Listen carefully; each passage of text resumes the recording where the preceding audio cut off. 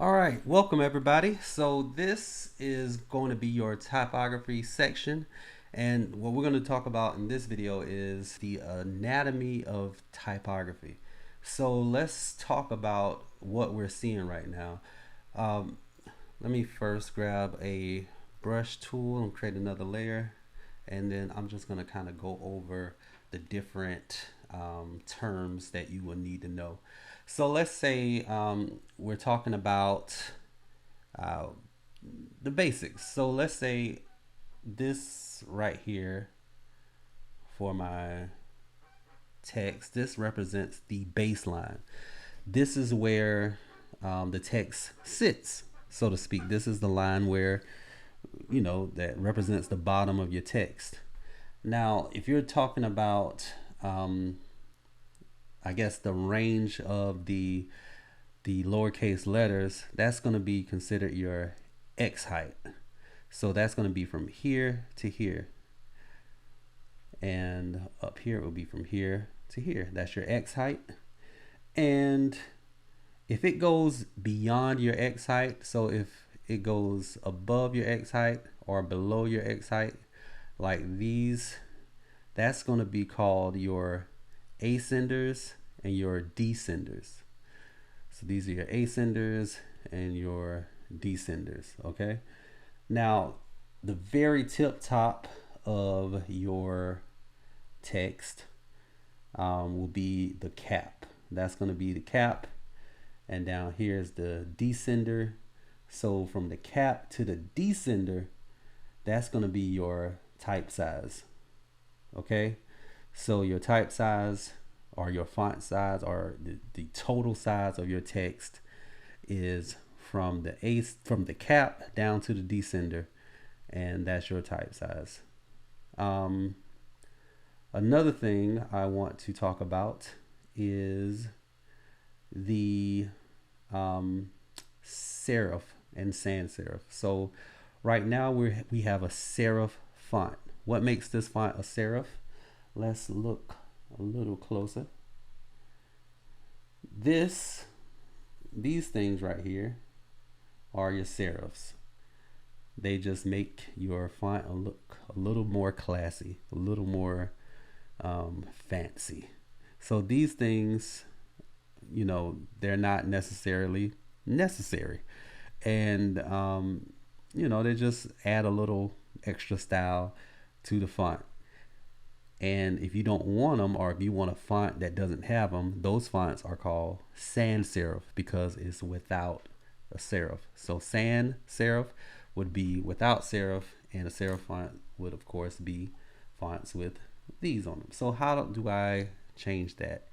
I'm going to show you something. I'm going to actually hide character. I'm going to show you a different way to access the functions of your text. There's several ways. So if I go to my font layer, let me zoom out, press Command 0, and I go here and I double click this. My text is highlighted. Let's hide this. Let's double click my layer. There we go. So now this is highlighted. Up top I have options to control my text. Also, if I click on properties, I can control my text here. If I don't see some options, I can just scroll down, and there we go. I have more options that way. Now, if I don't want this to be a serif font, or if I wanted to change the font in general, I would click this, and my filter will allow me to see either all classes, or I can pick a specific type of font. I can go to script, something that is more looks handwritten, or I can go to sans serif, the one we were just talking about.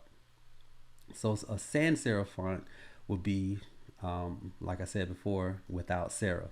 So this is a basic sans serif font. Now, the next thing I want to talk about is spacing with your text. So there's different types of spacing, but the ones that we want to focus on is called tracking, kerning, and leading. So tracking is the space between each letter in a word. So if you notice in this this bottom font, or this bottom word, typography, the tracking right here, and let's look at the properties panel. And if I hover my mouse right here, it'll say set the tracking. All right, so this is where my tracking is. Right now it is at 25. So that means they are spaced evenly across based on this 25. I'm assuming 25 pixels. So they're 25 pixels apart, each one. Even though they look, some of them look like they might be spaced a little bit differently, but that's just because of the shape and, you know, the shape of that letter compared to the shape of two other letters working together. So believe it, they are evenly spaced. Now, if I say, now, you know, I don't like the way the G and the R is spaced compared to the R and the A, because it seems like there's just a little bit more space between the G and the R, even though the space is the same. It's just that those shapes are coming together differently.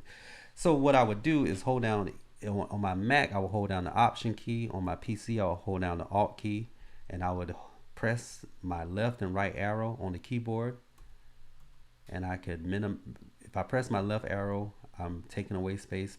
Press my right arrow, I'm adding space. So I can do that, and if I wanted to, I can kind of go through and eyeball it, you know, use the art eye, the artistic eye, and kind of say, let me add and take away space in an artistic way, because, you know, even doing something like this, it doesn't make a whole lot of sense, but it looks cool. So yeah, and you can get more something like that. So kerning is a big deal if you want to take your skills up a notch just by kerning your text. Now your work looks a lot better than somebody or some amateur who doesn't know what kerning is. So let's go to leading. So we did tracking, we did kerning. Now we're going to talk about leading. Earlier we talked about the baseline. So the leading is the space between two baselines. So if I'm talking about my leading, I'm talking about this space right here between those two lines. So in order to have leading, you have to have two lines or two baselines at least, and you have to have, or it could be like a whole paragraph. So let's hide this real quick. Select this text. This is where my leading is. Normally I would just set it to auto, but if I hover my mouse over here, let's see it, set the leading. There we go. So now I can just decrease my space between my baselines in an extreme way, like that. Or I can go the exact opposite way and just, you know, play around with it. And in some cases, sometimes I like to bring it as close as possible without causing confusion. And that's, yeah, it's something else that can take your work up a notch and take you, it makes a big difference between beginner or amateur and someone who actually knows what they're doing. So utilize this section and apply it to your own work, and I will see you in the next video.